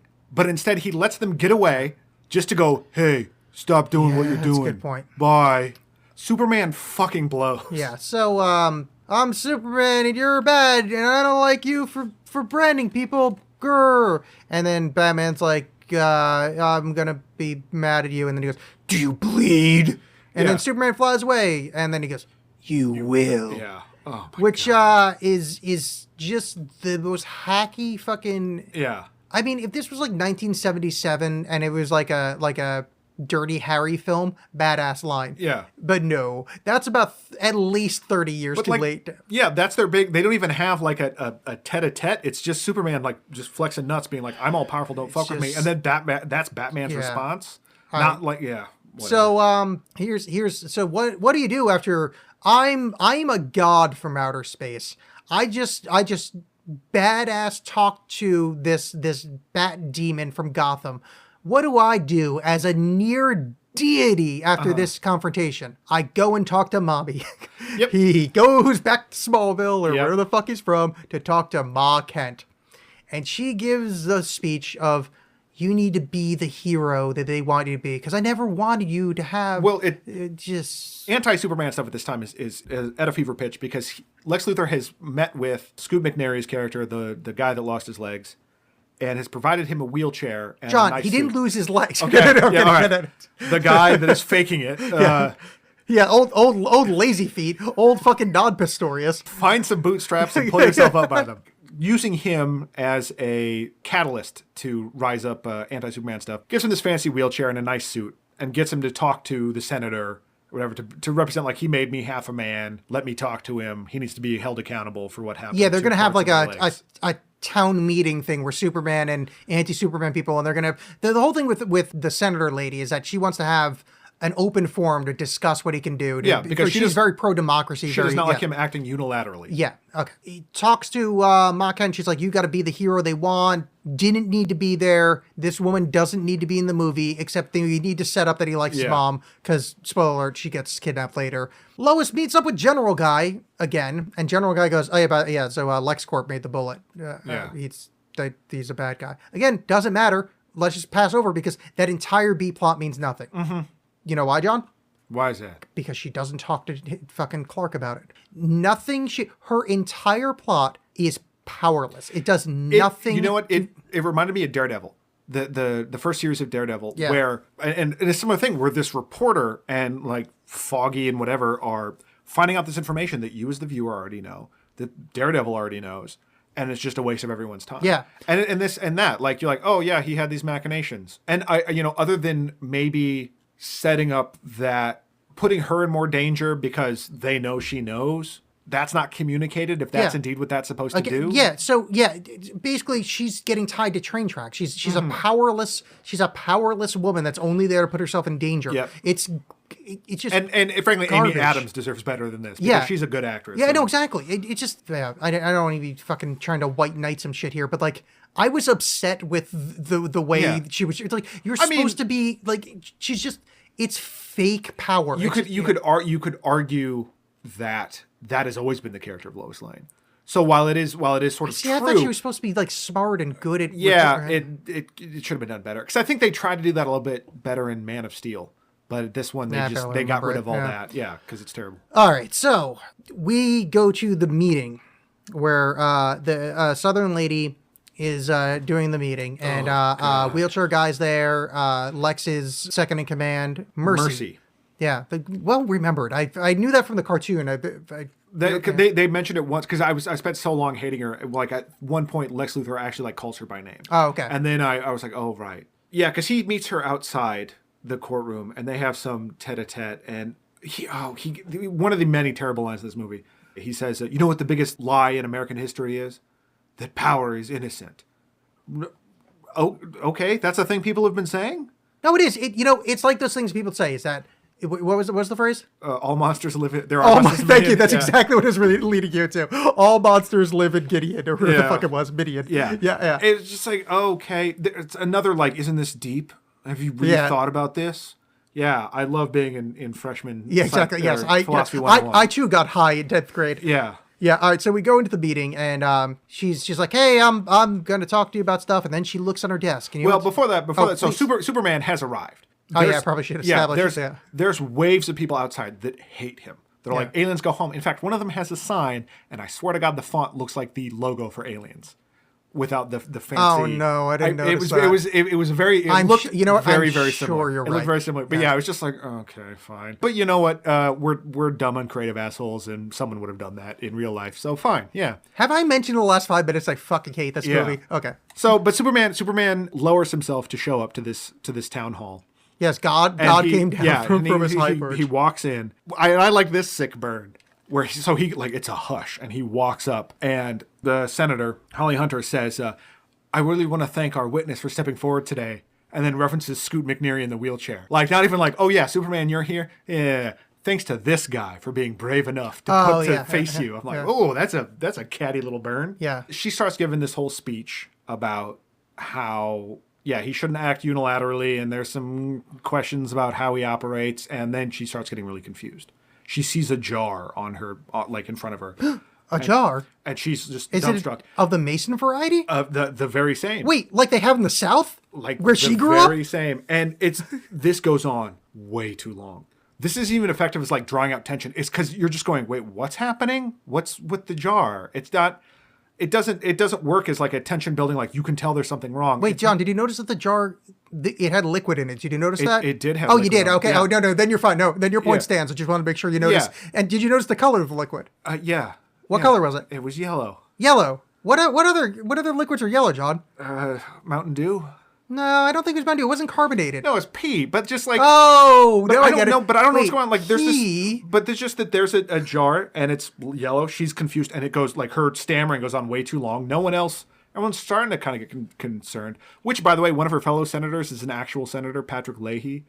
Ew, really? He's in a bunch of Batman movies. He's the guy that, like, says something, like, talks back to the Joker during the party scene in The Dark Knight. Oh, no shit. He's just a, like... Oh, that guy. I remember you mentioning him in The Dark Knight. That's actually... I know more about you referencing this guy than I know about his career in our government. It's just, he's an 80-year-old man that wants to be in Batman movies. Anyway, but yeah, she's...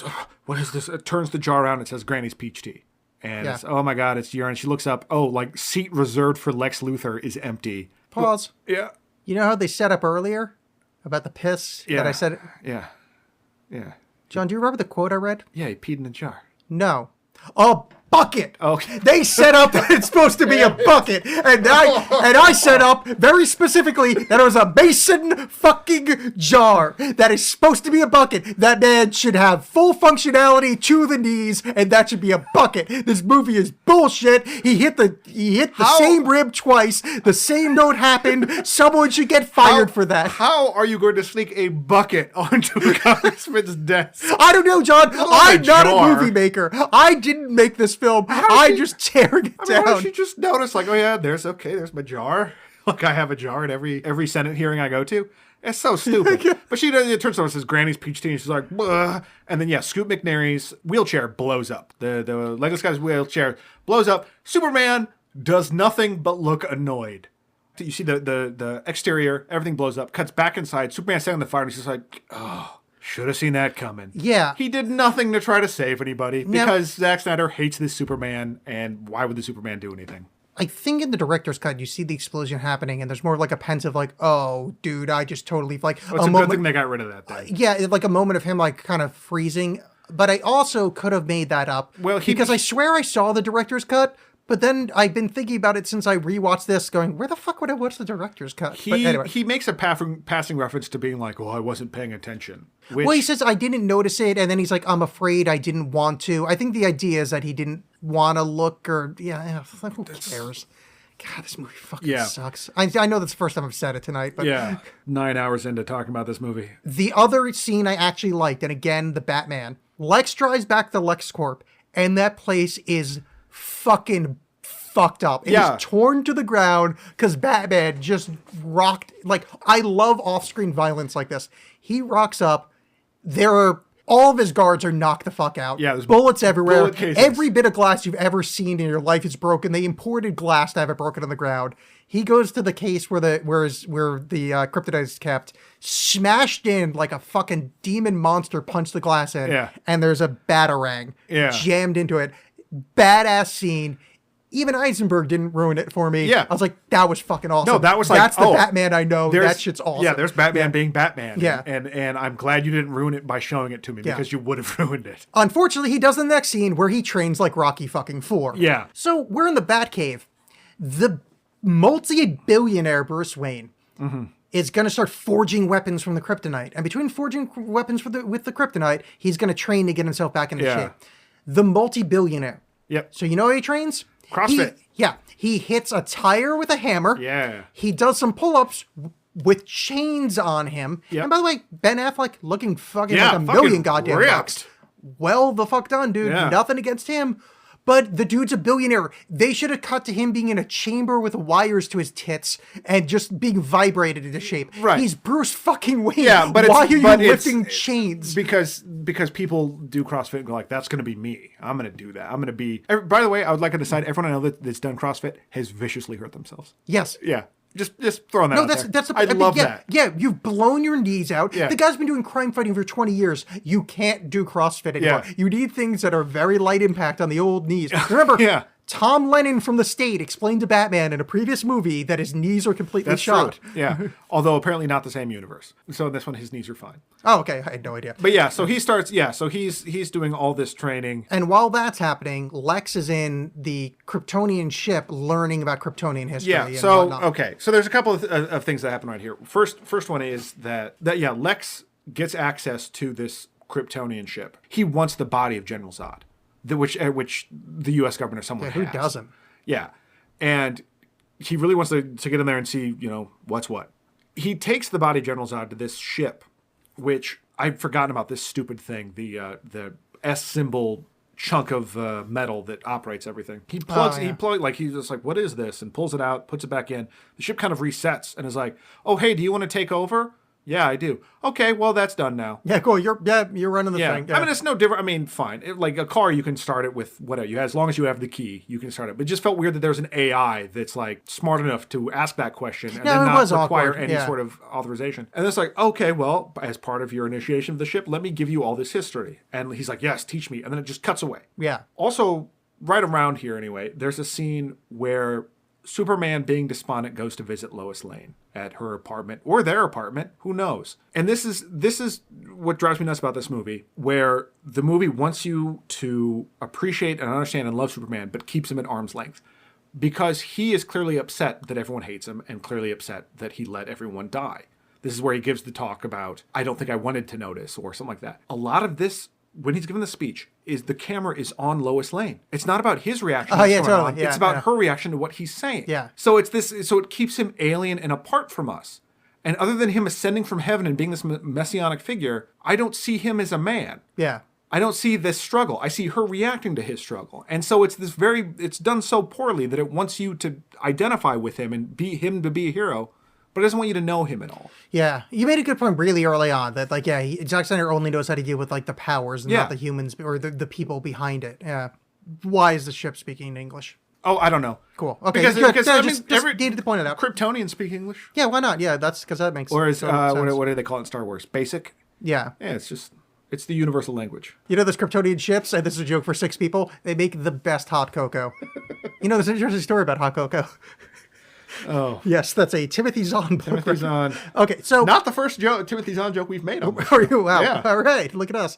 So, please don't. So the AI goes, he's like, hey, I want to make I want to give, Lex is like, I want to give blood and put it into Zod's body and make a monster in the council. And they're like, the Council of Krypton says, you shall not do this. It will make an abomination. Some kind of biblical, all of a sudden, by cutting out all this Kryptonian stuff, somehow we've entered into Harry Potter land, because he just starts, so he's got the body of Zod, cuts to later, he's got the body of Zod, puts it into this water that the ship is filled with. And it's like, okay, we've detected that this thing. Then he cuts his palm, he starts doing this like witch ritual. Yeah. Where he cuts his palm and starts spraying Zod's face in some blood tribute. What? Yeah. This has happened before? It seemed like there was some vital information that you didn't share with us. Why would Krypton have access to blood? Yeah. Why would anyone know what this is? It's what I like to refer to as this is a writing term that I learned in college. This is poorly written. Yeah, I learned that at my college literature classes. So Lex is like, hey, go ahead and make the thing. And now we cut to, and this is one of the more down to earth scenes. Again, going with the duality of stuff. This whole movie is comparative dualities of one guy does this, alien versus man. So this is Bruce and Alfred have a nice talk, and then Clark and his dead dad have a talk on a mountain. See how it's like yin and yang, plus and minus magnets. How do they work? I was thinking about this. You have no idea how much I wanted to tell you this when I talked to you about the film, and you were referencing Kevin Costner being his dad in the shitty movie. And I'm like, no, I'm not going to tell him about the ghost Kevin Costner in this. And I started thinking about how irritating that scene was. Because, he has this, like, vision of his dad telling some pointless story. I'm just randomly on the top of a mountain. On the top of a mountain. And I started thinking about, well, you know what? Shakespeare used ghosts. And I'm like, what are you doing? What are you doing right now? Remember that time that Hamlet dug out his farm and then then the farm down the his stream? dad, like, told some pointless story and that was supposed to be character growth? And I was so angry at myself. Also, I'm, like, trying to, like, excuse this movie in any capacity. I need to... The point of the story, very quickly, Kevin Costner says, remember that time that there was a flood coming to the farm and we dug all night and then built a ditch strong enough to have the floodwaters go around the farm, save the farm. We found out later that it flooded the farm down the stream. 7 head of cattle died at that farm. Moving story about how, changing things can have unintended consequences, right? Yeah. John, who are the characters in the story? Batman and Superman? No. In the story that Kevin Costner's telling. Yeah. It's Kevin Costner and, like, his dad, isn't it? No, it's Kevin Costner and Clark. Yeah. That they both had to dig. Okay, now who's Clark? Superman. Why did he have to dig all night and be tired in the morning? He's a god. Yeah. That would have taken 6 minutes with one shovel. Well, no, here's the entire point of the story is bullshit. No, here's my... Why doesn't he have scoop legs? I'm going to be you here. Okay. And be like, here's what the movie was trying to do. All right, here's 40 more towns. Because, as it's known, this is one of the things that greatly irritated me about the first one. Kevin Costner kept telling Superman, don't be Superman. Hide it. Oh, a group of children in a bus is about to die. Ooh, but that might reveal who you are. So he was probably like, don't dig. Don't dig like a person, not like the monster that you are. I would rather it be as dumb as I first thought. Both are dumb. Both are really, really dumb. Wow. Deep breaths. Okay. Clark and Dad have a talk. Bruce and Alfred have a talk. And then, finally, some good shit happens. Martha gets kidnapped. Yeah. Now I'm going to say Martha. Let's call her Martha. That's Clark's mom, Martha. Batman's preparing to fight. Okay, so Batman, during the training sequence, Martha got the Batman training sequence. What does he do after robbing the mineral from LexCorp? Building into a spear. Well, yeah, which... No. He takes the spear with a mineral at the tip and jams it into concrete. Yeah. It's a strong mineral. This is the dumbest movie. I get that looks cool. Yeah. But... Oh, and Lois gets kidnapped too, because again, duality. No, he lures her up there. Yeah. And then he gives some crazy man talk and then pushes her off. And guess who's there to save her? Superman. Because he's a creepy stalker. I was going to say cyborg. Yeah. No, he'll show up later. Yeah. Shortly. Yeah. So, yeah, and then that's to lure Superman. And Superman's like, I know what you've been up to. I'm going to fuck you up for justice. Lex Luthor's like, no, you won't. Pulls out. He's got photos, Polaroids of his mother tied up. And some of those photos weren't good. You could have saved some of them. Yeah. Just pick the best ones. And then Superman's like, oh, crap. He's like, well, here's what you got to do. Go. I've been manipulating the Batman this whole time, apparently. and you got to go fight him now. You bring me the bat's head, or we kill your mom. If you fly away, we kill your mom. If you hurt me, we kill your mom. I don't know where your mom is. They didn't tell me. I told you not to tell me. You can't get it out of me. He gives this speech, I guess, about the power of God or something. I don't know. I don't really understand why he wants them to fight, other than for his own amusement. No, yeah. So, kind of Lex Luthor in this movie is Zack Snyder. Because he just wants them to fight. Yeah. Like, he's just, there's nothing at stake for him exactly, other than being like, I guess he doesn't like that there's an alien around doing stuff. I don't know. Yeah. There's not like a gain. They don't really make it clear. Yeah, anyway, so he's, so basically he's like, hey, you got to kill Batman. Oh, by the way, we skipped, Batman has watched the meta files since last week. Oh, right, yeah, so we missed that. So he sees that there are these files and... Well, the only file we watched at that moment was he sees a picture of Diana through a ATM in Sicily, and then he sees a picture of her in World War I with Captain Kirk. Yeah, because Lex Luthor, on the Lex Luthor drive, there's a file labeled Meta Humans, and there are these symbols, and one of them looks like the Wonder Woman symbol. He clicks on that, and that's how he found some more information about Diana. Yeah, then all this other stuff happens. Superman goes to fight, or at least to try to reason with him or something to figure out what's going on to stop Lex Luthor, because Lex Luthor has given him an hour to do so. Yes. And that's where we find out Batman got tricks. Batman is a tricksy hobbit. So this is when we get about 7 minutes of the film, Batman v Superman, Dawn of Justice. Because the rest of the film, there's no Batman v Superman. We get about 7 minutes of it, and this is that 7 minutes. Yeah.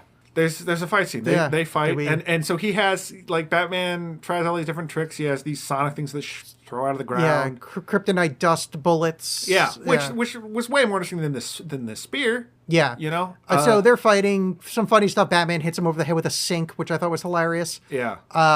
Okay, so they fight for a while, and then can we get to the worst thing that's ever happened in a movie? Yeah. So, well, okay. There's moments in this fight that I like. So, because I want to get to the worst. I'll say the worst part. You tell the good part. Okay. Well, so during the kryptonite, Batman shoots him with these basically these kryptonite gas canisters. Yeah. That weaken him and makes him like more punchable. Like Batman blocks his fist. He's like, oh, now we're more even. Starts beating the crap out of him. But as they wear off, like Batman is punching his face, and Superman just stops reacting to the punches. Oh, I thought that was really cool. Yeah. He's just like his head is just snapping to the side, less, just looking right at Batman. That was really, really cool. But then... except if you actually follow the actual Superman continuum where he needs the yellow light of the sun to recover, and he would actually still be hurt. But I'm just saying anything. Yeah, and he does. All of his legs work. So it's just pummeling back and forth. And Batman's got this crazy outfit on that he's built for this. We haven't seen him building it at all, but unless you've read Frank Miller comics, you've never seen this before. Yeah. So he's got this Superman-proof armor. They're trading blows back and forth. Finally, Batman beats him up enough that he's like limp. He then takes his neck. I'm like, oh, is he going to break his neck? No, he flings him over his shoulder, walks him to this balcony, throws him off the edge, where he falls to the ground. Batman then sort of rappels down to the ground, needlessly long and drawn out, ties him to something, then flings him against something, then finally pulls out the spear and is going to deliver the coup de grace. Has his foot on Superman, ready to do it. You're letting them kill Martha. Find him. Find Martha. Hey, John. Yeah. You know that lady you lived with when you were young? Yeah. What'd you call her? Mom. I had a mom, too. No. Have you ever, in your life, in conversation, referred to your mom as her first name? No. Why would he say find Martha? Okay. No, there's no okay. No, I'm going to be you again here. I dare you. I fucking dare you. Here's the thing. Here's what they're trying to do. They're trying to find a shorthand to make Superman more human. Yeah. And to make him more identifiable with Batman. And then because Bruce which, by the way, Thomas Wayne's dying words was the name Martha. That's a callback to that. Why would he call her Martha? Because wouldn't it be weird for Superman to be like, save mommy? You could say, wouldn't that be fucking he's crazy? Got my mom. Save my mom. I don't because you know how many people are named Martha? More than two. Because if Batman doesn't know Superman's last name as a human, that's the most useless last. It is fucking abysmal. Yeah. This is the worst plot point that's happened since P equals Peach Iced Tea, and that's the worst plot point that's happened since whatever happened in Big Money Rustlers. Yeah, it's really, really stupid. Holy fuck was that?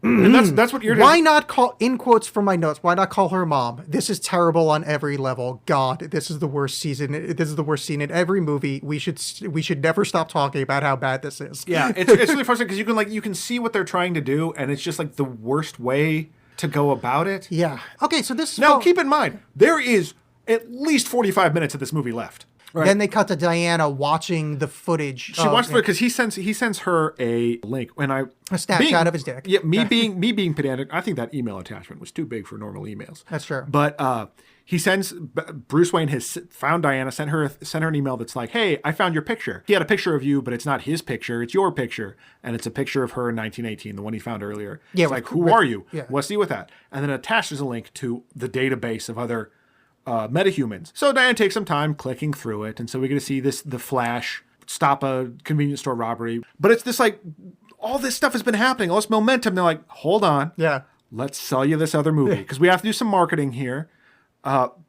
Just killed it dead. Yeah, so the Flash, they did Cyborg, which was terrible, and then Aquaman, which again, okay, so it's this underwater sub goes down. It's reviewing some wreckage. This figure emerges, hangs out for a long time, and then stabs him. Yeah, no, it's a glamour Get shot. on with it, movie. Yeah. God damn it. Yeah. All right. So, you can throw that in earlier. I'll cut it in. All right. So, yeah. God, that was so bad. I mean, it's just, we get that you're setting up. This is exactly why the DC movies are so much worse than the Marvel ones. It's just, they're incompetent at setting up a universe. So, followed up with that piece of shit. I hate this movie. Pedantic Alex stepping back into the seat. No! He has to find Martha.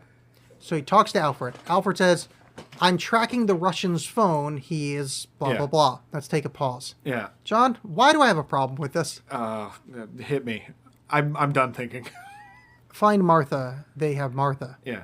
How does he know Martha's with the Russian? Well, I don't think that's... I mean, like, there's no way to know that Martha's directly with the Russian, but I do think... No, he does, because Alfred says, I'm going to track the Russian. Oh, that's what... Okay. That's what happens. Because I would be like, well, I'll check to see if the Russian knows, you know. Yeah, no. He goes, I know where the Russian is. Okay. He just... I mean, it's been established that the Russian is in Lex's employ. The Russian is who stole Lois Lane.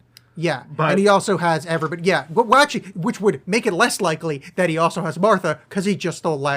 Okay. Lex Luthor hires 3 people. Bruce runs and has a really great action sequence of saving Martha. Right. He's punching through the ground. He's throwing people against the wall. It's violent. It's great. People Martha... are dying. Bruce, as Batman, goes, I'm a friend of your son's. Martha goes, I figured. The cape. Cute line. Cute line. Here's my thing, but here's... I don't like when I don't like when I like parts of this movie. No, but here's... I feel like things are breaking in my brain. Here's exactly part of my point with this movie going on too long. If she just gone, yeah, I figured. But it's, yeah, I figured. The cape.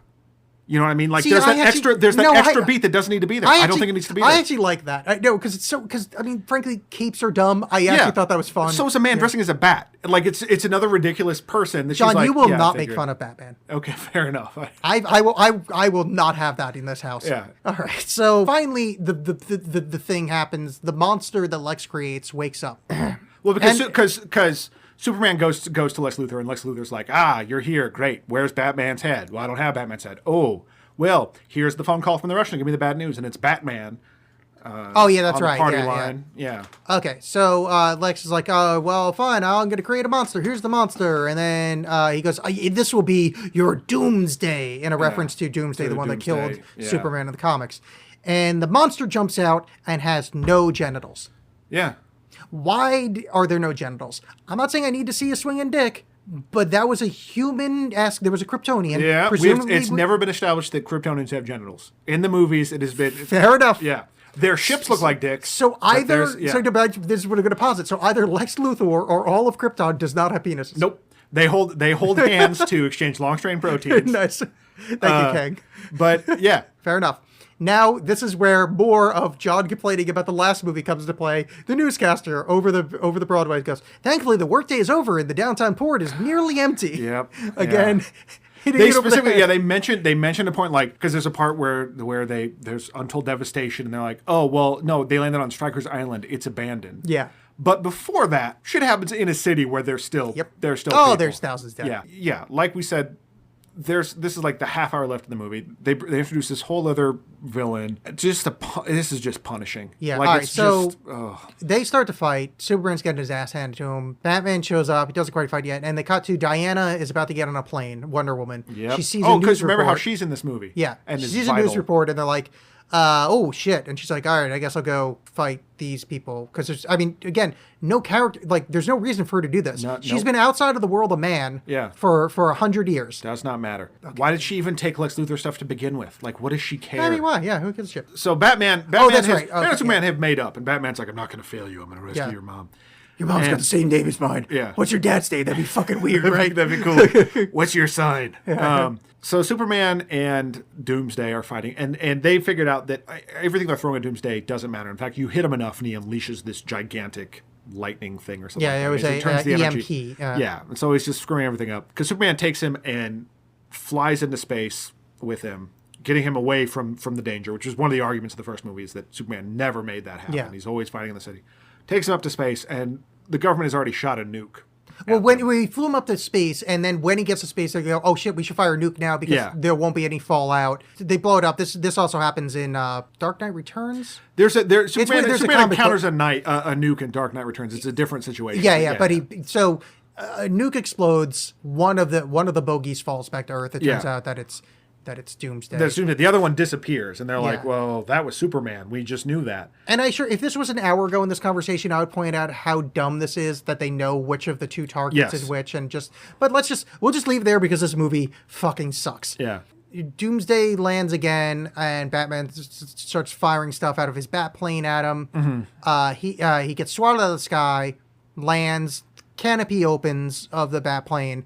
Doomsday's about to blow him away with a fire fart. Diana jumps in. Diana guitar riff happens. That is just the worst theme song. Just the butt rockiest. I like it. Oh my god. It's mostly because I fucking hate this movie and I like her. She shows up, blocks the fireball. During this, the sun has crested the earth and shot its healing rays onto Superman while in space. Now, I liked that scene. I like Superman getting healed by the sun. Yeah, that was which is cool. fine. But if I was going to be pedantic earlier, he shouldn't have healed earlier when it was dark, when he got the crypt. Whatever. He flies back down. There's a funny exchange of, is she with you? No, I thought she was with you. Yeah. Because this powerful lady just showed up. But it's again this thing that I've complained about before, where the movie's like, oh yeah, no, we didn't set this up at all. Don't worry about it. We'll just make a joke about it. It's fine. Yeah. So if this was an hour and a half movie, fine. But I am 3 hours into this fucking thing, and I hate it so much. Diana shows up, and she's good at fighting.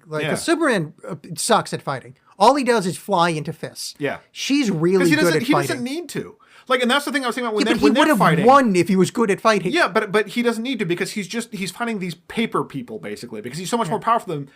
And it would almost, like, it's been years since he fought Zod, that you'd think he would have almost forgotten what pain feels like.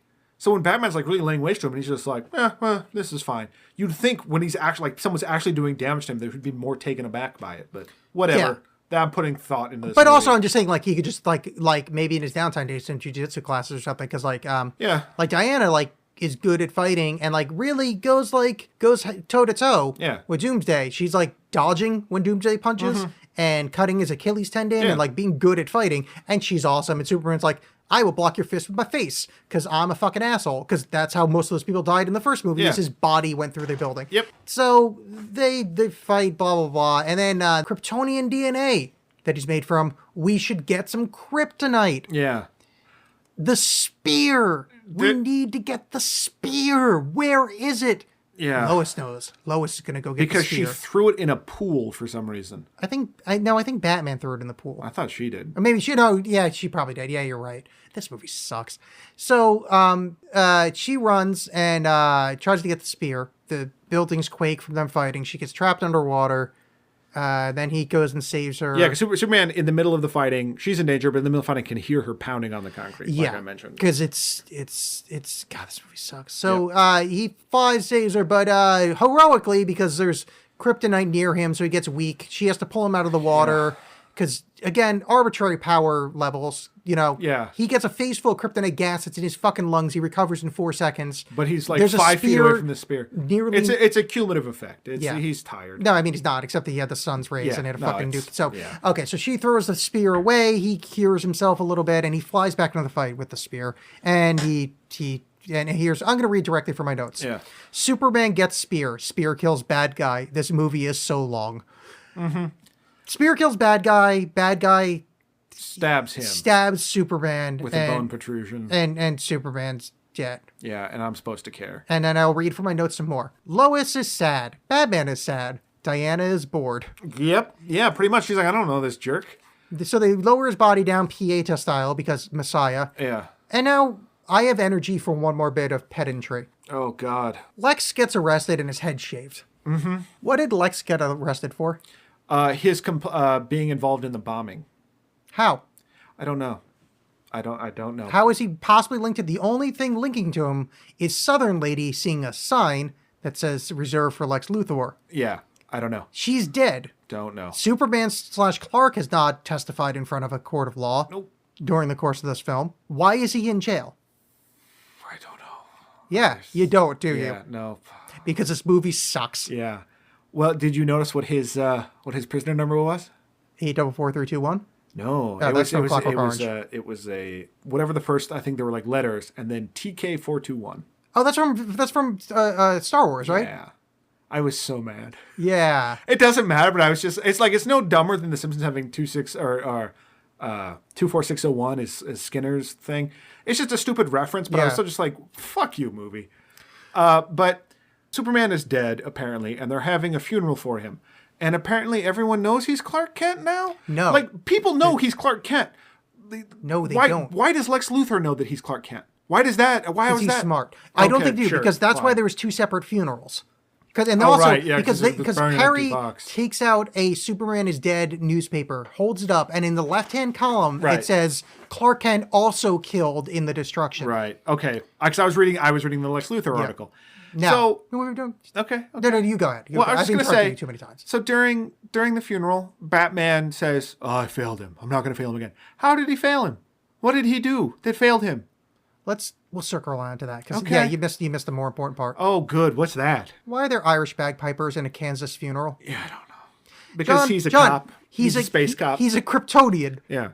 In Kansas, why are there Irish bagpipers? Where did Irish bagpipers come from in fucking Kansas? Other movies that Zack Snyder has seen. Thank you. Also, this movie, and I was going to mention it before, this movie is a hair's breadth away from being a Michael Bay film. Yeah. Like, it is so close. And then, okay, so there's 2 funerals. One is in Metropolis, the hero's funeral. The other for Superman. The other Yeah. for Clark. And then Diana's like, they do not know how to mourn him. They only mourn him as soldier. And because that's what her accent sounds like. Yep. That's nearly as good as my Irish earlier, or whatever I did. Yep. English. Irish Jeremy Yeah, Irons. who cares?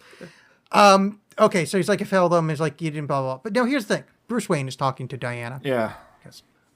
We got to find the others. Bad is coming. We know that's how? Well, here's Because of his visions we saw before? Because then, well, he's like, I got a feeling. Then it cuts to, and I don't know if this is like a flashback from that. Yeah. Temporally, I'm not sure exactly where this happens. It's Lex Luthor in jail. They're like, put your head up against the wall. So he faces the wall, and then Batman enters. The lights flicker, and Batman shows up, and he's like, I'm gonna be watching you. Look out. And then Lex Luthor is like, they already know. The bell can't be unrung. Yeah. So he's referencing some dark other thing that we don't know about. Because God forbid you set that up at all. Yeah. I mean, in the fucking Marvel movies, you see these guys going like, hey, our boss, like the stupid alien guys at the end are like, hey, our boss, we screwed up. And he's like, well, I'm a big bad guy. Look out for me. I'm coming now. Yeah. This is like, Lex Luthor's been talking to somebody? Is Mr. Shadow back Well, on the that's picture? the problem. Is in the director's cut, it's referenced that he's in communication with Steppenwolf, one of Darkseid's sub-commanders. Yeah, good. Again, good thing they cut that. But pointless, doesn't need to be in the film, and why would they leave that reference to it? Yeah. Okay, but that's why Lex is supposed to be crazy. Is he was contacted by this other worldly consciousness, and that's why at the end he's super crazy. Yeah, good. Remove his motivations. Okay, Good idea. So basically, all right, so this is the end of the movie. Thank God. Let's go back. Okay. It's Lois Lane. She's the key. You're right about him. Fear him. Find us, Bruce. Why is that in this film? He was not right about him. We don't know. We don't know the him. But why is that in this movie? No, I don't know. I get it if there was a strong B plot of Lex being manipulated by some outside entity like Steppenwolf or Darkseid. Or what's it with Grandma Barker? What's the Granny Goodness. Granny Goodness. Yeah, if Granny Goodness was in it, Hell yeah. Yeah, that would be fine. But it's Lois Lane. She's the key. You're right about him. Fear him. Find us, Bruce. What? That doesn't pay off. They spent a scene in this film that's already 100 hours long, most of it useless. Why is that in the film? Yeah, it's this. What they think they're doing two things. They think they're marketing the next movie and setting up the next movie for keen-eyed watchers, and they think they're giving Bruce Wayne more of a reason to go after Superman. But for me, because these are, as I mentioned earlier, because that is set up as a dream sequence as well, you just made up a reason. Yeah, totally. Yeah. Like Bruce Wayne, that was Bruce Wayne convincing himself, I need to go after I kind of Superman. forgot it was a dream sequence. I was thinking that's actually the Flash. They treat it like a dream sequence. So, but actually, weird enough, in a kind of Saint Elsewhere style. So does that mean Bruce invented the Flash in his dream world? That would be way more interesting than what's going to happen. Because how could he have had a dream about the Flash when the Flash was an unknown entity at that point? Yeah, I don't know. He hadn't watched the files yet. And this was something that we brought up during Suicide Squad. The same could be said for Wonder Woman. If a Flash and Wonder Woman movie, standalone movies, had come out before this movie, it would have made so much more sense. Oh, yeah, no, there'd be so much less of my annoyance with some of that shit. Yeah. I mean, because, this movie still sucks. I don't care about the Flash. And you're like, oh, there's Flash. Look at this Flash guy. He moves fast. Like, that would have been somewhat interesting. But particularly the Wonder Woman thing, because has no business being in this movie.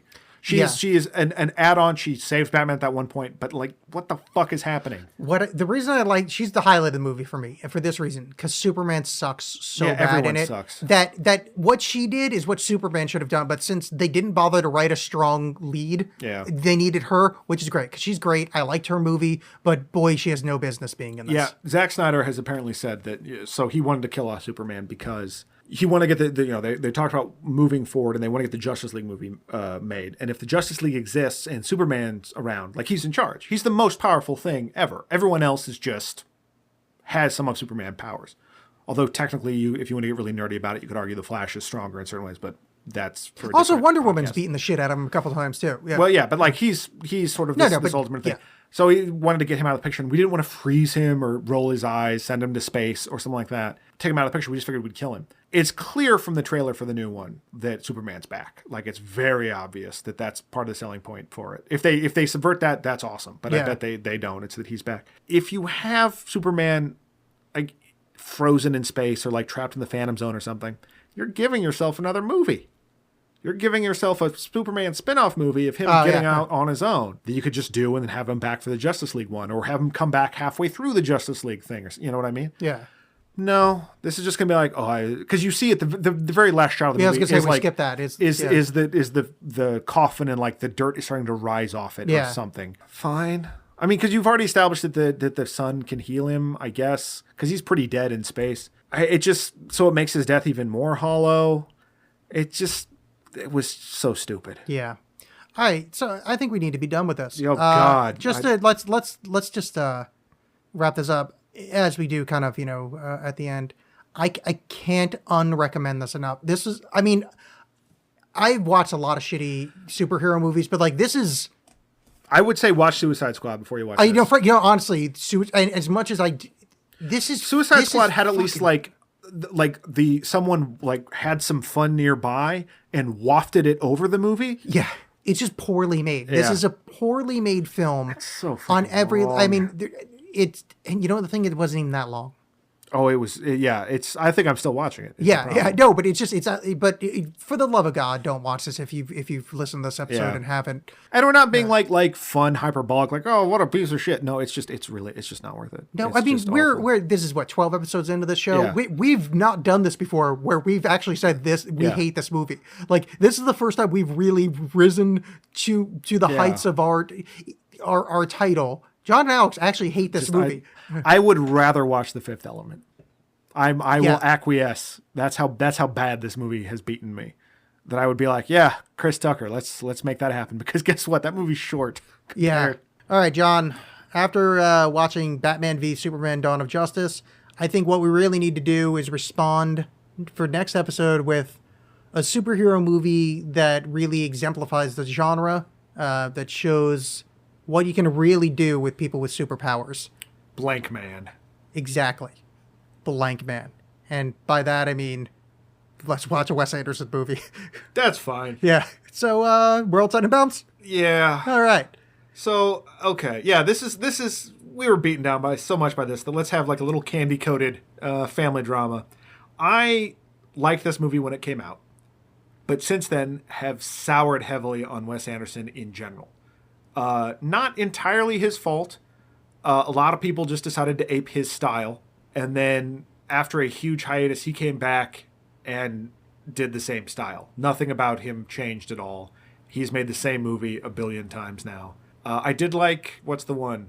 The Grand Budapest Hotel, because that was different. It was his style, but it was different. But like Moonrise Kingdom, I really don't like. Yeah, he had a big break? There was a bit of a gap between, and maybe I'm just thinking that because I didn't see Darjeeling Limited. Oh, okay. Because I can't give that movie a fair shake because I fucking hate Adrian Brody. Yeah, I'm a huge Wes Anderson fan, but Adrian Brody ruined that movie for me. Yeah, he's too much, and he's in Grand Budapest Hotel, but he's not in it that much. Anyway, I haven't seen this movie in a long time, and so having that style being all sort of played out to me, and having this movie sort of referenced ad infinitum by the internet, will I still enjoy it? That is the question. Yeah. And I've been on record on my previous podcast, the Alexx Cast, as The World Tenenbaums is my favorite movie. It's great.